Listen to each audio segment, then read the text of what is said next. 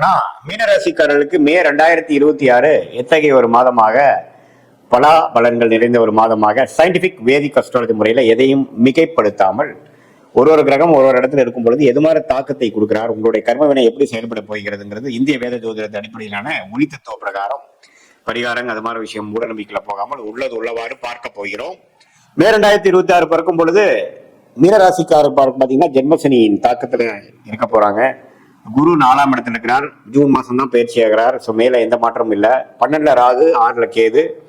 அதே சமயத்துல ராஜ யோகாதிபதி என்று சொல்லப்படுகிற அந்த செவ்வாய் ராசிக்குள்ளேயே சனியோட இருக்கிறங்கிறது நம்ம பார்க்கணும். அஸ்தம சனி தாக்கத்துல அந்த செவ்வாய் வேற சேர்ந்து பயங்கர ஒரு தாக்கம். ஏப்ரல் மாசம் முழுக்க மே 2 வாரம்லாம் பாத்தீங்கன்னா ஒரு மன உளைச்சலும் கொஞ்சம் அலைச்சல்களும் கொடுக்கக்கூடிய மீனராசிக்காரர்களுக்கு மே 2nd வீக்ல இருந்து கொஞ்சம் நல்ல ஒரு விடுவு காலம் வருகிறது. செவ்வாய் சனியோட விலகுது. ஸோ அது நல்ல விஷயம். அதே சமயத்துல சூரியனுங்கிற விஷயம் 6ஆம் வீட்டு அதிபதி 2ல உச்சம் பெற்று அதுக்கப்புறம் 3க்கு போறது நல்ல விஷயம். ஸோ என்ன காமிக்குதுன்னா மே மாதம் 2வது வாரத்துக்கு அப்புறம் கொஞ்சம் நல்ல அமைப்புகள் வருது. அதே மாதிரி சுக்கிரனும் 3ஆம் இடத்துல இருந்து அப்புறம் 4ஆம் இடத்துக்கு போறது நல்ல விஷயம். புதனும் பாத்தீங்கன்னா நட்பு வீடு ஆகிய சுக்கிரன் வீட்டுல இருக்கிறது நல்ல விஷயம்.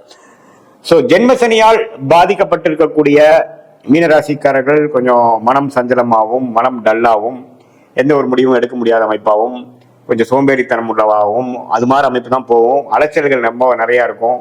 தேவையற்ற அலைச்சல்களாகவும் இருக்கும். அப்படிங்கிற மாதிரி அமைப்புகள் போய்கொண்டு இருக்கக்கூடிய மீனராசிக்காரர்களுக்கு இந்த மே மாதம் 2-3 வாரம் கழிச்சு வரக்கூடிய செகண்ட் ஹாஃப் ஓரளவுக்கு விடிவாளத்தை கொடுக்குது. ஜென்மசனி விஷயங்கள் முடியக்கூடிய அமைப்புகளை காட்டுது.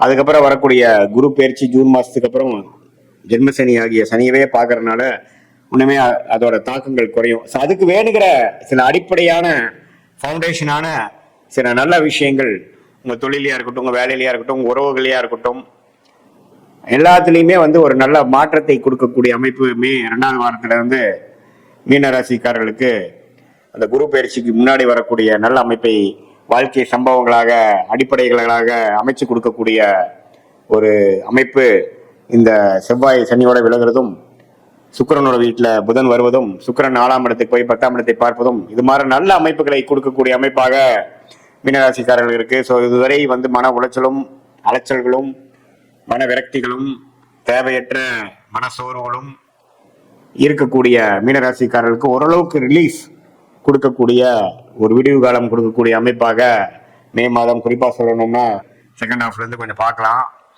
இது ஒரு பொதுவான பலன்களை தவிர உங்களுடைய ஜென்ம ஜாதகத்துல நீங்க என்ன மாதிரி தசாபுக்திகள் போகுது வச்சு பார்க்கலாம். இதே மாணவர்களுக்கு பாத்தீங்கன்னா புதன் நல்லா இருக்கிறதுனால கொஞ்சம் நல்ல முன்னேற்றங்கள் உண்டு. படிப்புல கெட்டிக்காரத்தனம் உண்டு.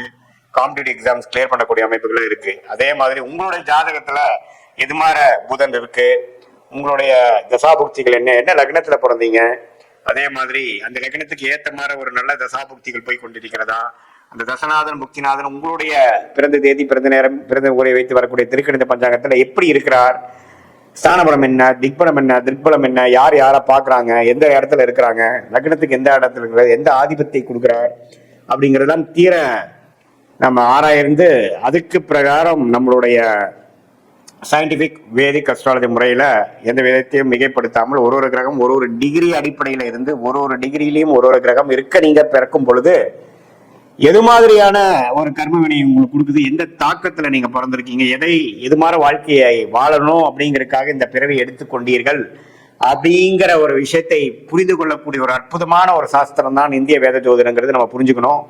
சும்மா இது ஒரு ஃபார்ச்சூன் டெல்லிங்காக இந்நேரத்தில் இது நடக்குங்கிற மாதிரி சொல்லக்கூடிய ஒரு சாதாரண சாஸ்திரம் இல்லாமல் நம்மளுடைய பிறவி பயன் என்ன, நம்மளுடைய கர்ம பலன் என்ன, எது மாதிரி விஷயத்துக்காக நம்ம பிறந்தோம், நம்மளுடைய காலகட்டங்கள் எது மாதிரி காமிக்குது, எந்த திசையில எது நடக்கும், எப்போ நம்ம லைஃப்ல செட்டில் ஆகும், எப்போ எது வரைக்கும் நம்ம சேஸ் பண்ணணும், எந்த நேரத்தில் கொஞ்சம் அமைதியா இருக்கக்கூடிய அமைப்பு, எந்த நேரத்தில் அதிகமான உழைப்புகள் தேவைப்படுகிறது, எந்த நேரத்தில் இடம் மாற்றங்கள் உண்டு, எந்த நேரத்தில் வேலை மாற்றங்கள் உண்டு, கல்யாண விஷயங்கள், குழந்தை விஷயங்கள், வெளிநாடு விஷயங்கள் எல்லாமே நம்ம ஜாதகத்துல என்ன காட்டுதுன்னு தெரிஞ்சு அதுக்கு தகுந்த மாதிரி பாஸ்ட் லைஃப் எப்படி அதுக்கு தகுந்த மாதிரி தான் போச்சா, நம்ம ஜாதக சிங்க் ஆகுதா நம்ம லைஃபோட, ப்ரெசன்ட் எப்படி, ஃபியூச்சர் எப்படி, எது மாதிரி விஷயங்கள் நமக்கு காத்து கொண்டிருக்கிறது, எந்த மாதிரி சாய்ஸ் நமக்கு வேண்டாம், எந்த கிரகம் யோகமா இருக்கு, எந்த கிரகம் அபயோகமா இருக்கு, 6ஆம் வீட்டு அதிபதி 8ஆம் வீட்டு திசையெல்லாம் நடக்குதா, விரக்திகளையும் பிரச்சனைகள் கொடுக்கக்கூடிய அமைப்பு இருக்கா, உடல் உபாதைகள்ல கேர்ஃபுல்லா இருக்கணுமா, உறவுகள் எப்படி, நமக்கு திருமணம் எப்படி, கலப்பு திருமணமா, காதல் திருமணமா, அரேஞ்ச் மேரேஜா, எப்படி நமக்கு பிராப்தங்கள் காட்டுது,